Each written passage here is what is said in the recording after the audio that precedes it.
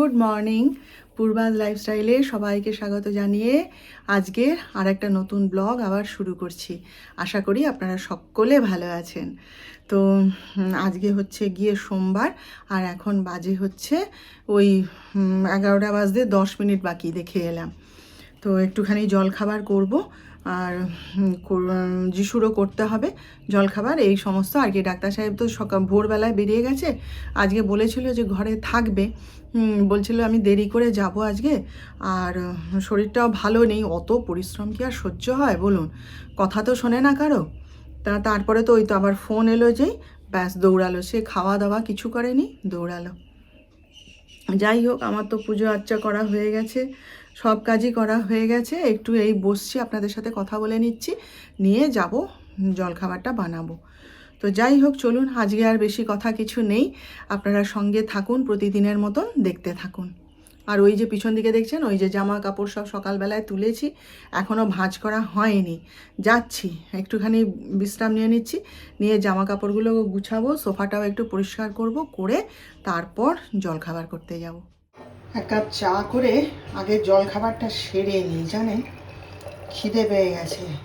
যিশুর জন্য যে কি বানাবো আজকে বুঝতে পারছি না। ও অনেক সময় এসে পড়ে না, বলে শুধু আমাকে চা বিস্কুট দিয়ে দাও, আর কিছু খাবো না। তো ভাবছিলাম চাউমিন করব। ডাক্তার সাহেব যখন গেল কাজে, তখনও বলছিলাম চাউ করে দেবো, খাবে। প্রথমে বলেছিল আজকে একটু দেরি করে যাব, তারপরে বলছে যে না আমি তাড়াতাড়ি যাব। তো সেই জন্য আর করা হলো না। এবার যিশু খাবে কি না দেখি। আমি ততক্ষণ একটুখানি জলখাবারটা খেয়ে নিই, ছানা আছে অনেকখানি। ওই যিশু ছানা খেলে তখন বলবে আমাকে চা বিস্কুট দিয়ে দাও, দেখা যাক কি হয়। সকাল থেকে আজ অনেক কাজ সেরেছি জানেন, তার মধ্যে আবার এই যে ছোলা ভিজিয়ে রেখেছি, এটা রাত্রে বিকেলবেলায় ছোলা সেদ্ধ করব। আর এই যে জিরেটা একটুখানি শুকনো খোলায় একটু নেড়ে ছেড়ে ঠান্ডা হতে দিয়েছি। আমি তো করি না, আগে আগে প্যাকেটের জিরে গুঁড়ো ধনে গুঁড়ো এনে খেতাম, তো তারপরে এখন এই গোটা জিরে এনে মিক্সিতে গুঁড়ো করে রেখে দিই, এটাই ব্যবহার করি। তো সেটা শেষ হয়ে গেছে, সেইটা আবার করলাম। তারপরে এই যে এখানে ছানা বানিয়ে রেখেছি, এখানে আরও দুধ আছে কালকের খায়নি, সেটাকেও আবার ছানা করতে হবে। হ্যাঁ, সব থেকে বড় কথা কি জানেন, কালকে তো সাংঘাতিক জলের কষ্ট আমাদের। তো সেই জলের গাড়ি এলো, তারপরে সব চান টান করলাম। এই যে হেনা ভিজিয়ে রেখেছিলাম কালকে, দেখুন সেটা আর মাথায় আর দেওয়া হয়নি। ভেবেছিলাম বিকেলের দিকে দেব, তারপরে তো ডাক্তার সাহেব বললেন না ঠান্ডা লেগে যাবে, দিও না। কারণ বিকেলের দিকে পুরো চুলভাবে ধুয়ে চান করা তো অভ্যাস নেই, সেই জন্য এই যে রেখে দিয়েছি। তো দেখি সময় করে এটা মাথায় আজকে লাগিয়ে নিতেই হবে, নাইলে তো নষ্ট হয়ে যাবে, তাই না। যিশুকে তো চাউমিন বানিয়ে দিলাম। তো সে আমি যখন চাউমিন করছি, এসে বলছে মা এটা কি আমার জন্য বানিয়েছো নাকি? আমি বলি হ্যাঁ, দাঁড়া একটুখানি হয়ে গেছে, নামিয়ে দিচ্ছি। ও দেখি কোথায় চলে গেল, তারপরে দেখি চপস্টিক নিয়ে এসছে, চপস্টিক দিয়ে চাউমিন খাবে বলে। আর সেই নিয়েই এতক্ষণ মানে হুল্লোড় করছিলাম। আমি বলি খা, খেয়ে দেখা, দেখি কেমন পারিস। ওমা কি সুন্দর রপ্ত করেছে জানেন, টুকটুক টুকটুক করে খেয়ে দেখালো আমাকে, হাসছে। আমি তো পারি না, মোটেই পারি না, যতই চেষ্টা করি হয় না। বলে আচ্ছা তোমাকে কায়দাটা শিখিয়ে দেবো পরে। তো সেই এতক্ষণ সেই নিয়ে হুল্লোড় করছিলাম আর কি। আমি ভালো, খা তুই। সেই দেখছিলাম বসে বসে, আর ও খাচ্ছিল। তো যাই হোক, ভাতটা এখনো বসাইনি, একটুখানি মাথাটা কালারটা লাগিয়ে নিই, মানে কালার নয়, হেনাটা লাগিয়ে নিই, নিয়ে তারপরে ভাতটা বসাবো। রোজ রোজ আর দৌড়োদৌড়ি হুড়োহুড়ি করতে পারি না জানেন, দেরি হবে, কি করা যাবে। একটুখানি মটর ডাল বানাবো। মটর ডাল খেতে খুব একটা ভালো লাগে না, তবু এই যে মটর ডালটাকে সেদ্ধ করে রেখেছি একটু লঙ্কা দিয়ে। আর এই যে দেখুন এখানে এই যে তেজপাতা, শুকনো লঙ্কা, 5 ফোড়ন নিয়েছি, আর এই যে হিং নিয়েছি। হ্যাঁ, তেলটা গরম হতে দিয়েছিলাম।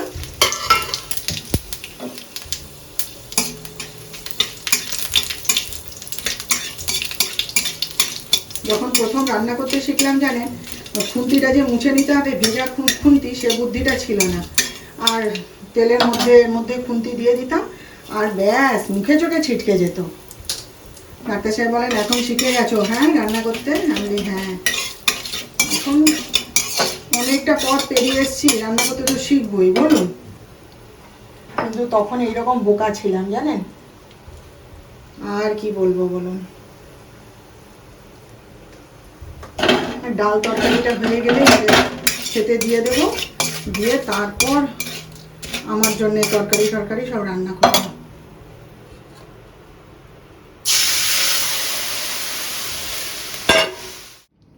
সবাইকে খেতে ঠেতে দিয়ে আমি চান করতে গেছিলাম, এইমাত্র চান করে এলাম জানেন।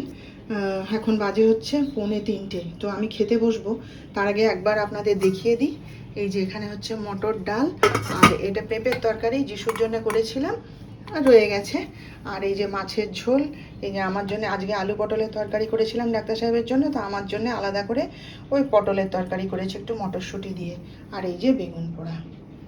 হ্যাঁ, তো আমি এবার খাওয়াটা সেরে নিই, চলুন পরে দেখা হচ্ছে আবার আপনাদের সাথে। এই যে ছোলাটা সেদ্ধ করে রাখলাম পেঁয়াজ লঙ্কা সব দিয়ে। এটা আর কণার জন্যে করে রাখিনি, মানে কণা করবে বলে রেখে দিইনি, আমি নিজেই করে দিলাম, কারণ সন্ধ্যাবেলায় সবাই জলখাবার খাবে তো, যিশু আসুক। আর ডাক্তার সাহেব তো আজকে ছুটিতে আছে, মানে সেই দুপুরবেলা ভাত খেতে এসে আর যায়নি, তার শরীর আর ওঠেনি, সেই জন্য সে ঘরেই আছে। তো দেখা যাক, যদি সন্ধ্যাবেলায় জলখাবার খায় ভালো, নইলে কালকে যখন যাবে তখন আবার নিয়ে যাবে, খেয়ে যাবে। আর ওই যে ওখানে ডিম সেদ্ধ বসিয়েছি, ডিমের ঝোল হবে, আর এইসব রেডি করে রাখলাম, রেখে এই সমস্ত কাজ সারলাম এতক্ষণ। এবারে যাচ্ছি সন্ধ্যা দেখাতে। সবাইকে খেতে দিয়ে আমি এবার বসেছি খেতে। এই যে একটু চিড়ে ভাজা, চানাচুর আর ছোলা সেদ্ধ, এটা নিয়ে বসেছি। আর একটু কাঁচা পেঁয়াজ হলে হতো, কিন্তু কণাকে এখন ডিস্টার্ব করাটা ঠিক নয়, কণা ওখানে নিজের মনে কাজ করে যাচ্ছে, ওই জন্য এই দিয়েই খেয়ে নেবো। গল্প করছি তিনজনে মিলে, আর এই যে খাচ্ছি জলখাবার সন্ধ্যার। সবাই ঘরে আছি জানেন, সবাই মিলে আড্ডা মারছি, হই হই করছি, হ্যাঁ জমজমাটি আড্ডা দিচ্ছি। ডাক্তার সাহেব তো খালি বলে আমার শরীরটা এরকম খারাপ লাগছে কেন বলো তো, তারপরে উঠে বসেছে। আমি যে কদিন এখন এরকম লাগবে, তারপরে ওই যে ছেলের সাথে আড্ডা মারছে, খুব জমাটি আড্ডা হচ্ছে, গল্প হচ্ছে। আমি এলাম একটুখানি চা খেতে। আজকে তো ঈদ, প্রথমেই বলে রাখি সকাল থেকে সময় পাইনি। আপনাদের সবাইকে আমার সব ভাই বোনেদের পবিত্র ঈদের অনেক অনেক শুভেচ্ছা জানাচ্ছি। বিকেলবেলায় দেখছিলাম জানেন, সবাই কি সুন্দর সেজে গুজে ঝলমল করে যাচ্ছে। আমার না কেউ সাজগোজ করলে, সে উৎসব অনুষ্ঠানেই হোক বা কিছুতে সেজে গুজে গেলে আমার খুব দেখতে ভালো লাগে, আমি খুব ভালোবাসি দেখতে। আমি আমার ননদকে একদিন বলেছিলাম, যখনই সেজে গুজে বেরোচ্ছে আমি গিয়ে গেটে দাঁড়িয়ে থাকতাম, আমি বললাম জানো কেউ না সেজে গুজে বেরোলে আমার খুব ভালো লাগে দেখতে।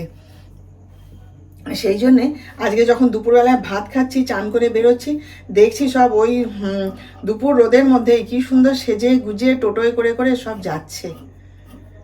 ভালো, অনেক আনন্দ করুন, খুশিতে থাকুন, ভালোভাবে থাকুন, সাবধানে থাকুন, আর খুব খুব খুব আনন্দ করুন। তো যাই হোক, একটা ছুটির দিন পাওয়া গেল, এটাই আর কি। তো এখন একটুখানি চা করি, যিশুও বলছে চা খাবে, তো এই আর কি চা করতে এলাম। আড্ডা ছেড়ে উঠে আসতে ইচ্ছে করছিল না জানেন, এমন আড্ডা তো সচরাচর পাওয়া যায় না। তাই বলি না তোরা গল্প কর, বলছিল যিশু মা বসো না এখানে, কোথায় যাচ্ছ? আমি না দাঁড়া, 8টা বাজতে যায়, একটুখানি চা করে নিয়ে আসি, তোরা গল্পটা কর। চাটা করে এসে আমি আবার জয়েন করছি। ছিল জানেন আয়েশা, আমরা খুব বন্ধু ছিলাম কেন বলছি পরে আপনাদের। তো ওর ছেলে আর আমার মেয়ে নার্সারিতে পড়তো, সেইখানে ওর সাথে আমার আলাপ। তারপরে দুজনে আমরা খুব বন্ধু হই, আমার বাড়িতে ও খুব আসতো, গল্প করতে করতে আমার কাছ থেকে কেক ওভেন নিয়ে গেছিলো, গিয়ে কেক টেক বানিয়ে এনেছিল। তারপরে না এই প্রত্যেক বছর এই ঈদের সময় ঠিক বিকেলটি হলেই, যদি ঈদের দিন আসতে না পারতো তাহলে ঈদের পরের দিন সকালবেলা ও আসবেই, একটা বিশাল বড় ব্যাগের মধ্যে সে কৌটো কৌটো কৌটো কৌটো করে কত রকমের খাবার নিয়ে আসতো জানেন। চালের রুটি, তারপরে বলতো তুমি তো চিকেন খাও না সেই জন্য আনতে পারিনি, আর তারপরে আরও বিভিন্ন রকমের লাচ্ছা, সিমাই, তারপরে সেই ছোলার ডালের বরফি মতন ভারী সুন্দর লাগতো খেতে, তখন তো সুগার ছিল না।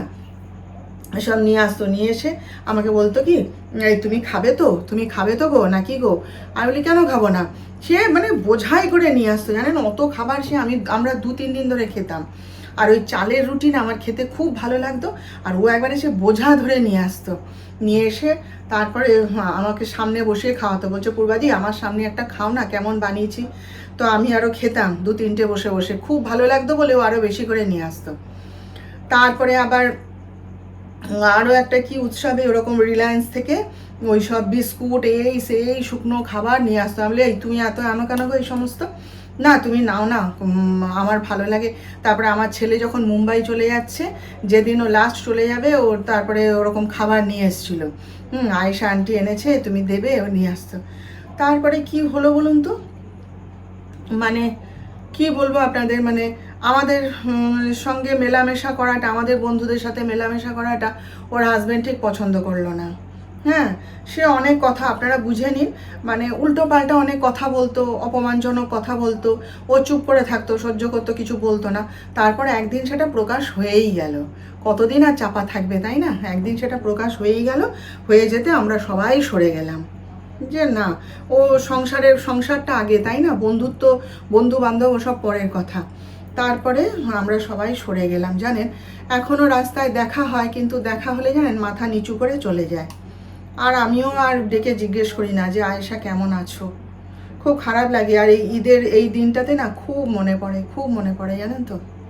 খুব সুন্দর ছিল, আমরা কত জায়গায় ঘুরতে যেতাম, হাসি মজা হই হই করে কত রকমের কথাবার্তা হতো। কিন্তু কি বলুন তো, ওই আর কি, যেখানে ওর হাজব্যান্ড যখন পছন্দ করছে না আমাদের সঙ্গে মেলামেশাটা, ধর্ম যদি বন্ধুত্বের মাঝে বড় হয়ে দাঁড়ায়, তাহলে সেখানে কি আর বন্ধুত্ব থাকে? পরিষ্কার কথাটা বলে দিলাম আপনাদের। তা আজকের দিনে না ভীষণ মনে পড়ে ওকে, জানেন। প্রায়ই দেখা হয় রাস্তায়, প্রায়ই দেখা হয়, আমাকে দেখলে মাথায় ঘোমটা টেনে দিয়ে মাথা নিচু করে চলে যায়। সেদিন আমার আরেক বান্ধবীও বলছিল আয়েশাকে দেখেছিস? আমি হ্যাঁ। তারপরে ও আবার আমার যে কাজের মেয়েটা ছিল ছন্দাদির সঙ্গে দেখা হলে নাকি আমার কথা জিজ্ঞেস করতো, বলে ভাবি আমার কথা বলে, আমার কথা মনে করে ভাবি এখনো, এইসব ওকে নাকি জিজ্ঞেস করতো। জানি না, খুব মনটা খারাপ করে আজকের দিনটায়, তাই বললাম আপনাদের কথা। আরও একজন ছিল আমাদের, ডক্টর রফিকুল রহমান বলে একজন এখানে ছিলেন, পিডিয়াট্রিক্স, বাচ্চাদের ডাক্তার। তা সে আবার ডাক্তার সাহেবের বিশেষ বিশেষ বন্ধু ছিল। আমার বিয়েতে গেছিল। হ্যাঁ, আপনাদের বিয়ে কেমন হয় দেখবো। আমার হাজব্যান্ডকে বর্দা বর্দা করতো, আর ও রফিদাকে রফিদা রফিদা বলে ডাকতো। দুজনে ওরা খুব বন্ধু ছিল, বিশেষ বন্ধু ছিল। তারা আমার বিয়েতে গেছিলো, জানেন। আমার বিয়ের আসরে আবার চেয়ার টেয়ার পেতে সামনে বসে আমার বিয়ে দেখেছিল। কেমন হয় আপনাদের বিয়ে একটু দেখবো বলে দেখেছিল। ওর স্ত্রী গেছিলো, আমার যখন রেজিস্ট্রি হয় আমাদের, তখন ওর স্ত্রী গেছিলো। তারপরে আমার বিয়ের দিনও গেছিলো। হ্যাঁ, খুব ভালো। এই তো সেদিন ওই তাম্রলিপ্ত মেলাতে দেখা হলো। আমি তাকে চিনতে পারিনি, এত রোগা হয়ে গেছে, এত রোগা হয়ে গেছে। পিছন থেকে হঠাৎ আমাকে, আমি চায়ের কাপ কিনছি, পিছন থেকে হঠাৎ আমাকে খামচে ধরে টেনে নিয়েছে। আমি কি হলো বলে আমি মুখের দিকে তাকিয়ে আছি, বলে আমাকে চিনতে পারছো না? আমি বলি না, কিন্তু ভীষণ চেনা লাগছে। তারপরে বলি ও মা গো, মিনু। আমি একেবারে চিনতে পারিনি, একদম রোগা হয়ে গেছে আর পুরো চেঞ্জ। এখন ওরা কলকাতায় থাকে। তো ওই রফিদার বউ এই বিকেলবেলায় সন্ধ্যাবেলায় কত রকমের খাবার পাঠিয়ে দিত আমার শাশুড়ির কাছে, ভর্তি করে একদম বাড়ির লোকেদের জন্য খাবার দাবার পাঠিয়ে দিত। আর ডাক্তার সাহেবের তো নেমন্তন্নই থাকতো, যেহেতু ওই নার্সিংহোম থেকে সোজা যেত, তাকে খাইয়ে দাইয়ে তারপর ছাড়তো। তো তারা এখন সব চলে গেছে, কলকাতায় থাকে। রফিদা এখন ওই কলকাতাতেই থাকে, আবার এই আমাদের হলদিয়া আই কেয়ারে প্রফেসর। তো সেই জন্যে আর তেমন যোগাযোগও নেই। ওই মাঝে মধ্যে ফোন করে করে ওদের দুজনের কথা হয়, ব্যাস। সেদিন মেলায় আমাকে বলছিল তুমি এসো না পূর্বা আমাদের বাড়িতে, কতদিন তোমার সঙ্গে দেখা হয় না, গল্প হয় না। আমি হ্যাঁ যাব, আর কি বলবো বলুন। সেই জন্যে বলছি সবাই মিলে হই চই করে আনন্দ করুন, খুশিতে থাকুন, খুব ভালোভাবে এই দিনটাকে কাটান, ভালো থাকুন। হ্যাঁ।